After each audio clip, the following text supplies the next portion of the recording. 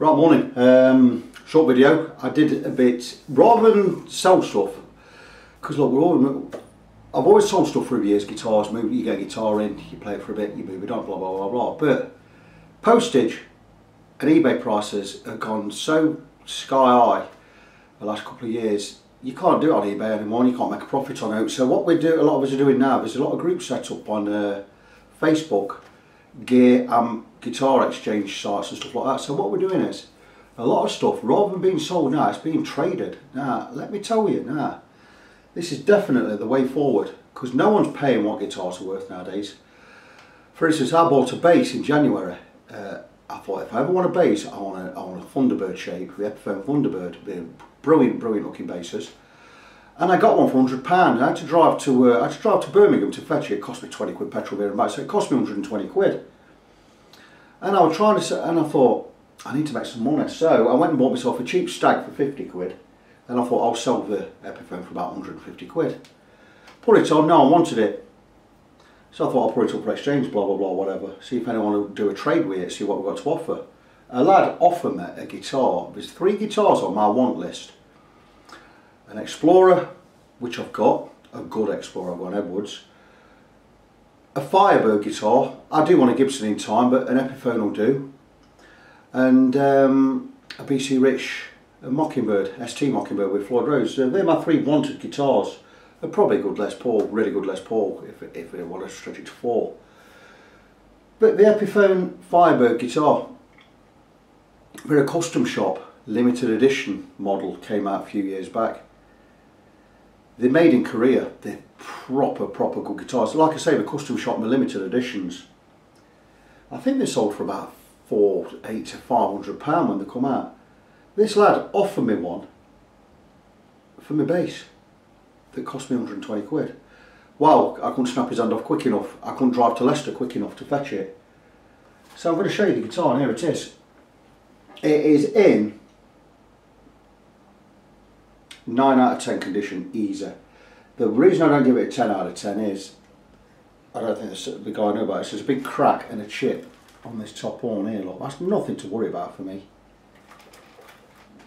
I'm not mad keen on the pickups, I'll probably swap them out, but look at it. Say Korean made, custom shop, limited edition. It's a set neck, or a glued in neck should I say. Always up, it's beautiful. I've even looked at the pots and stuff inside. It's got really good CTS pots in there. No, only cheap crap, this is a precision, well made guitar. Maybe I could swap the bridge and the stop tail piece out, I don't know, they seem good enough to me. The neck is beautiful, the frets are great, and we get to the deal killer. Does anyone know what these are?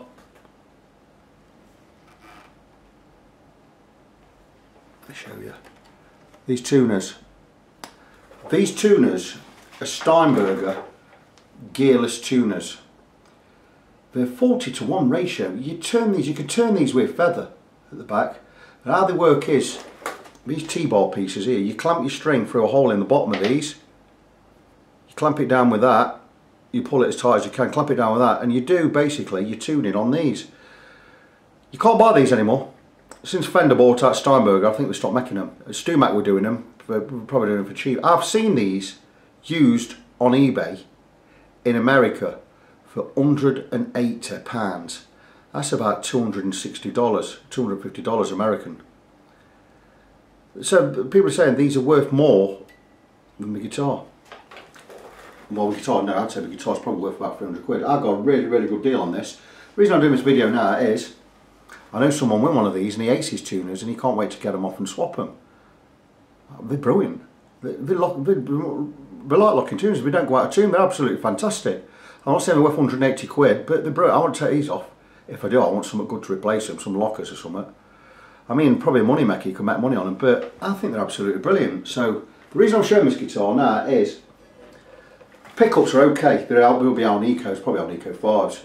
They sound pretty good. I never really liked Epiphone pickups until I had Scott Carey's guitar down there, which I'm sending him back shortly.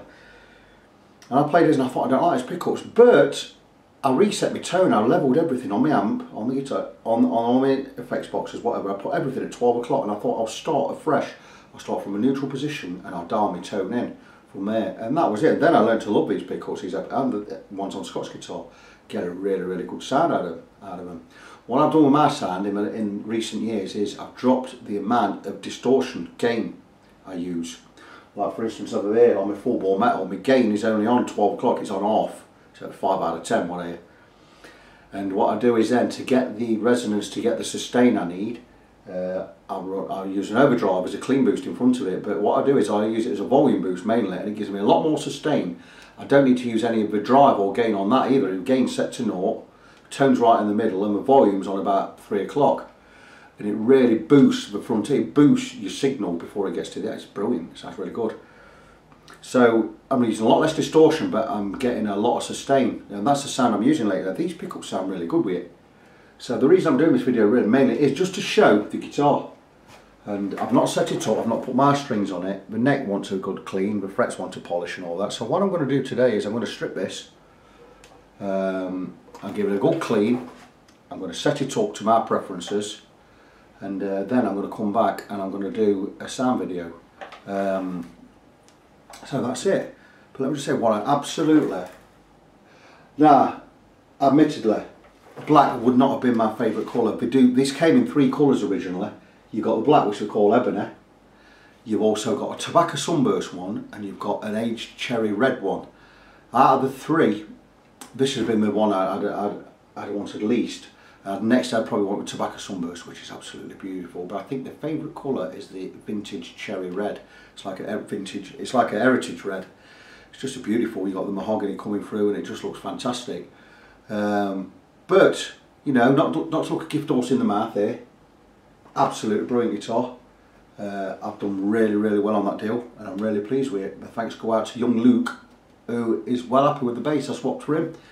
He wanted the swap. I even took it to him. I didn't charge petrol or nothing. I didn't even meet him halfway. I drove, took him that, and I chucked him 15 quid in to buy himself a one of these jobbies, a truss rod cover, because he didn't tell one on my bass. And I said, you can have 15 quid, so I'll give him 15 quid. So I did all right on that deal. In fact, I did brilliant on that deal. I love this guitar, so I think I did really well. That's it. I'll get back to you later when I've got it all set up with sound demo. Talk to you soon. Be good now.